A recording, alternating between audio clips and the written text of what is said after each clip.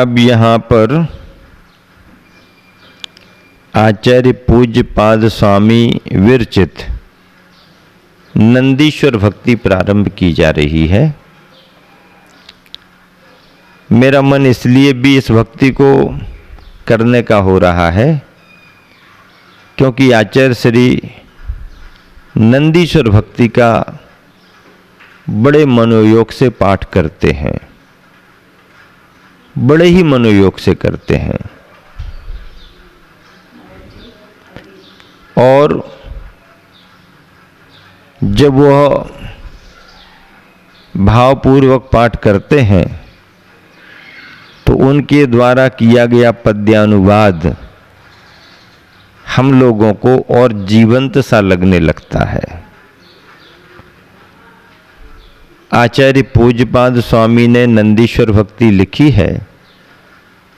8वें दीप की महिमा, 52 जिनालियों की महिमा, वहाँ की बावड़ियाँ, वन उपवन आदि आदि जो भी है, मंदिर परिकर, जो भी मंदिर परिकर है, सब धर्मायतन है। हमारे लिए रत्नत्रय के आयतन है, परिणामों की विशुद्धि के आयतन है, कसायों के शमन के आयतन है, सम्यक दर्शन के आयतन है। ऐसी भक्तियों के लिए विगत अनेक माहों से आप सब सुनते आ रहे हैं। मन बहुत रमा हुआ है। जो जन स्वाध्याय के रूप में लाभ ले रहे हैं वह, और इसके अलावा और भी जहाँ जहाँ भी जो भी सुन लेते हैं, समझ लेते हैं, बहुत अच्छा है। अलग से कुछ किया नहीं जा रहा है, अपना स्वाध्याय चल रहा है। मैं अपने लिए स्वाध्याय कर रहा हूँ, उसमें जो लाभ ले लें, जो सीख लें, समझ लें, उनके लिए है। ये तो मोक्ष मार्ग ऐसा रास्ता है कि हम आगे बढ़ रहे हैं, हमें अकेले आगे बढ़ना है, साथ में कोई लग जाए तो हमें कोई बाधा नहीं है, और साथ में कोई ना हो तो भी आगे बढ़ने में हमें कोई बाधा नहीं है। कोई साथ चले उसकी मर्जी है, कोई ना चले तो चलने वाला साधक तो चल ही रहा है। चरे बेती चरे बेती चरे बेती चरे बेती। लेकिन मोक्ष मार्ग में स्वपर हितकारी भाव होता है। अपने हित का भाव तो होता ही होता है, पर यदि कोई लाभ लेना चाहे और उसका भाव बने तो अच्छी बात, इसमें क्या बुराई है, वो लाभ ले। देखिए, संस्कृत के श्लोक हैं, सुनने में थोड़ा कठिन पड़ते होंगे, लोगों को पढ़ने दो। एक बार आचार्यों की वाणी मुख से निकले तो, एक बार कानों में तुम्हारे पड़े तो, खाने पीने की बातें तो तुमने बहुत सुन ली, किसको कैसा होना, किसको कैसा नहीं होना खूब समझ लिया, लेकिन फिर भी बुद्धू के बुद्धू वहीं के वहीं। रोज सुन रहे हो ऐसा करो, ऐसा करो, ऐसा नहीं करो, ऐसा नहीं करो, बच्चों को ऐसा करो, बूढ़ों के साथ ऐसा करो, पड़ोसी के साथ ऐसा करो, इनके साथ ऐसा करो, उनके साथ वैसा करो। सुन रहे हो, समझ रहे हो, लेकिन फिर भी बुद्धू के बुद्धू वहीं के वहीं हो। चलो वह भी सुनो और इसको भी सुनो जो आचार्यों ने लिखा है। आचार्यों की वाणी कान में एक बार पड़ गई और समझ में भी नहीं आया तुम्हें, तो भी तुम्हारा कल्याण हो जाएगा। क्या? नमोकार मंत्र, नमो अरिहंताणम, इतना भी कान में चला गया और उसका अर्थ नहीं भी समझ पाए तुम। क्या? अर्थ नहीं भी समझ पाए और कान में नमो अरिहंताणम भी चला गया, तो भी तुम्हारा कल्याण ही होगा। दवाई तुम चाहे इच्छा से खाओ और चाहे बिना इच्छा के खाओ, अंदर चली गई तो असर तो करेगी करेगी। दवाई के बारे में समझ के खाओ और चाहे बिना समझे भी, डॉक्टर ने दी है, हमारे लिए ज़रूरी है, क्या क्या मिला है क्या क्या नहीं मिला है, दवाई की जानकारी नहीं, डॉक्टर साहब ने यही गोली दी है, ले लो, काम करेगी दवाई। आचार्यों की वाणी है, वाणी। कई श्राविकाओं को पुराने समय में देखा गया कि उनको अर्थ समझ में नहीं आए, लेकिन उन्होंने पूरे के पूरे ग्रंथ पढ़ लिए। और जब उनसे पूछा गया, अम्मा समझ में तो तुम्हें कुछ आया नहीं, फिर पूरा काय को पढ़ लिया? भैया समझ में तो नहीं आया, हमारी बुद्धि ऐसे ही है, लेकिन भगवान की वाणी है, आचार्य महाराजों ने लिखी है, एक बार जीवन में पढ़ तो लो। कितनी बड़ी श्रद्धा है। ऐसी श्रद्धा ही हमें मोक्ष मार्ग में आगे बढ़ाती है। विद्वानों का ही कल्याण होता है ऐसा नहीं है, सीधे सच्चे भोले भाले श्रावक श्राविकाओं का भी कल्याण होता है। जिनको व्याकरण नहीं आती, जिनको छंदों का ज्ञान नहीं है, जिनको परिभाषाएं मालूम नहीं है, जिनके लिए फिलॉसफी मालूम नहीं है, ऐसे श्रद्धालु श्रावक श्राविका अपने कल्याण के लिए यदि धर्म ग्रंथों का स्वाध्याय करते हैं तो भले उतना समझ में ना आए, पर भाव भासना होने से भी उनका कल्याण होता है। परिणामों में शांति आती है, कसायों में मंदता आती है। नंदीश्वर दीप का संदर्भ चल रहा है।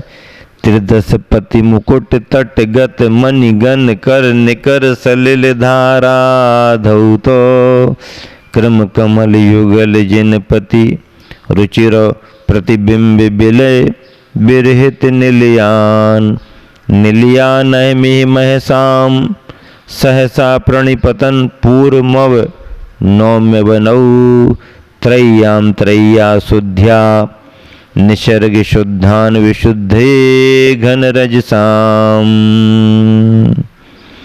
त्रिदश पति मुकुट तटगत मणि गन कर निकर सलिल धारा धौतो क्रम कमल युगल जिन पति रुचिर प्रतिबिंब विलय विरहित निलयान। इंद्रों के मुकुटों के किनारे में लगी मणि समूह की किरणों के समूह रूपी जल की धारा से धुले हुए चरण कमल युगल वाले जिन देव की मनोहर प्रतिमाओं के नाश रहित यानी अविनश्वर मंदिरों को, ये त्रय्याम जो कि इन तीनों लोकों में महसाम निलयान प्रकाश के पुंज हैं, मैं नमस्कार करता हूँ, मैं नमस्कार करता हूँ। सारांश क्या निकला?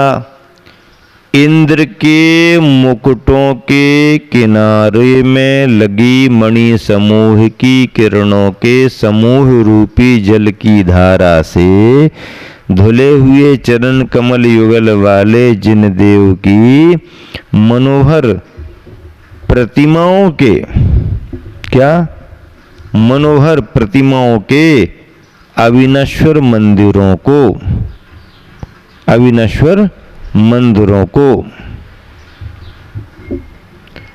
जो कि इन तीनों लोकों में प्रकाश के पुंज हैं और स्वभाव से शुद्ध हैं, उन्हें शीघ्र ही पृथ्वी पर प्रणाम पूर्वक 3 प्रकार की शुद्धि से घनीभूत कर्म धूलि की विशुद्धि के लिए नमस्कार करता हूँ। बहुत अच्छा पद्य है, गुरुवर आचार्य के द्वारा लिखा हुआ, बहुत मन लगता है। जब आश्रम की बहनें, प्रतिभा स्थली की बहनें जब मिलकर के गाती हैं पूजा के समय, तो ऐसा लगता है कि क्या शब्दावली है, कैसी स्तुति जिन बिंबों की हो रही है। जय जय जय जय बंत जिनालय, नास रहित हैं शाश्वत हैं।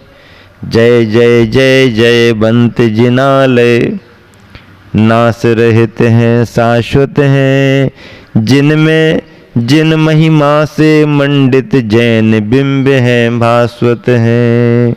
सुरपति के मुकुटों की मणियाँ झिलमिल करती हैं।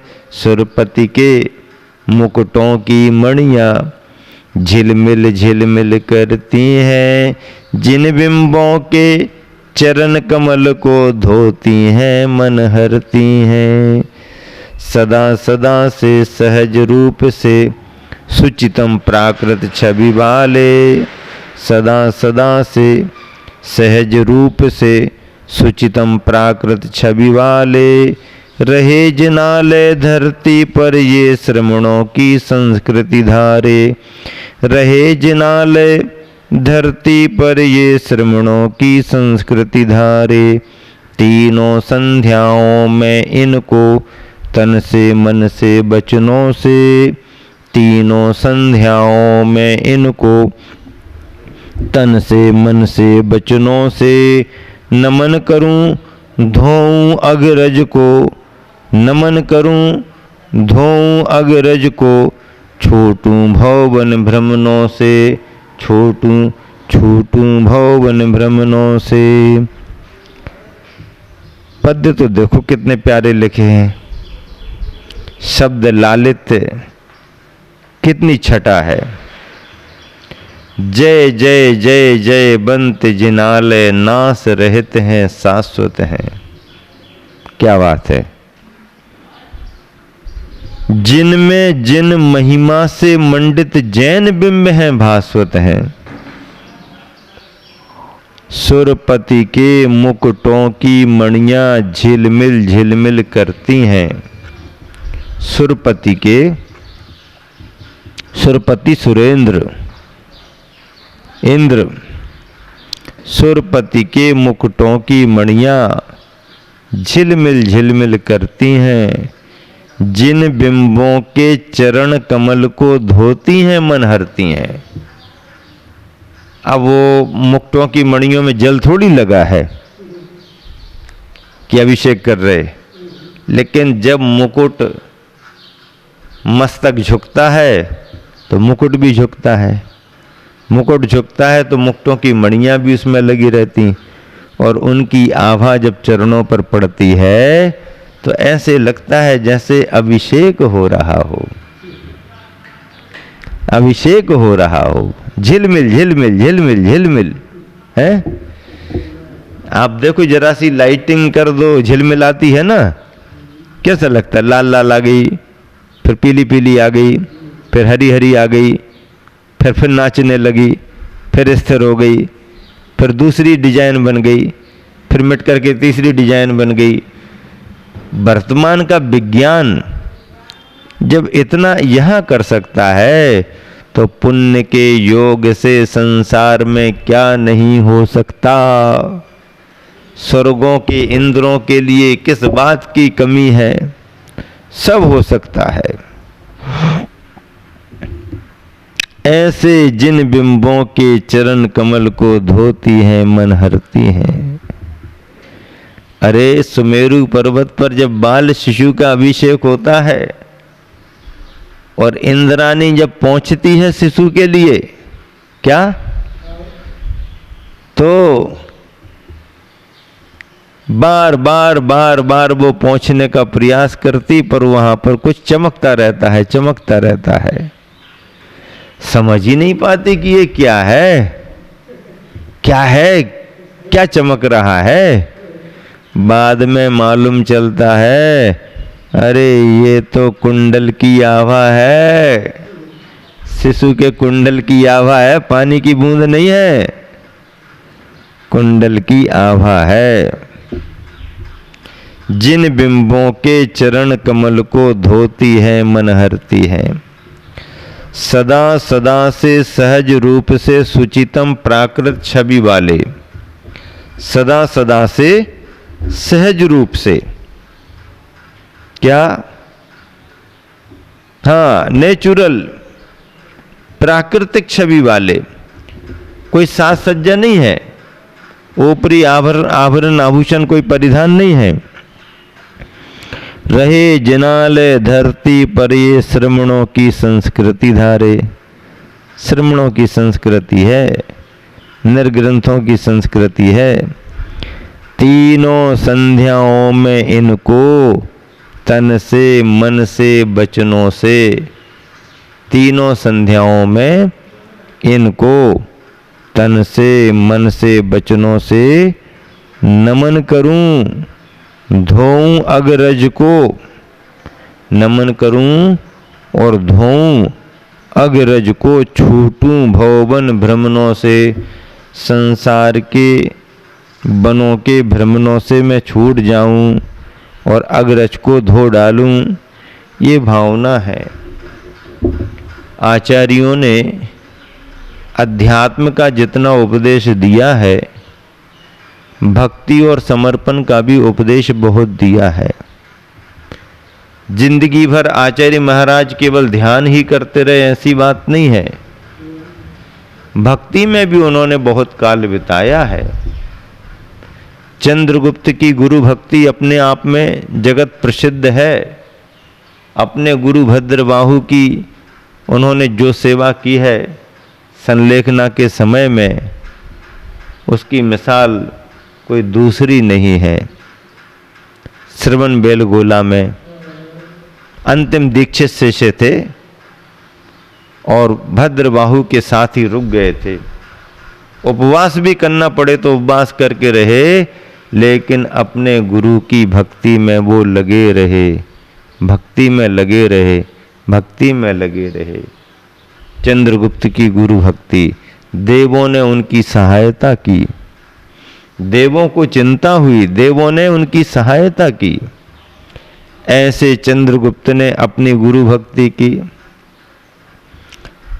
भगवान की भक्ति तो जग प्रसिद्ध है। आचार्यों ने कंठोस्त कुंठो मम कहा है कि जब तक हमारा कंठ अवरुद्ध ना हो, निरंतर भगवान की भक्ति निकलती रहे, भगवान की भक्ति निकलती रहे। जब भी निकले भगवान का नाम निकले। सुबह और शाम की प्रभु जी के नाम की फेरो एक माला, सुबह और शाम की प्रभु जी के नाम की फेरो एक माला, फेरो एक माला। माला फेरोगे माला माल हो जाओगे।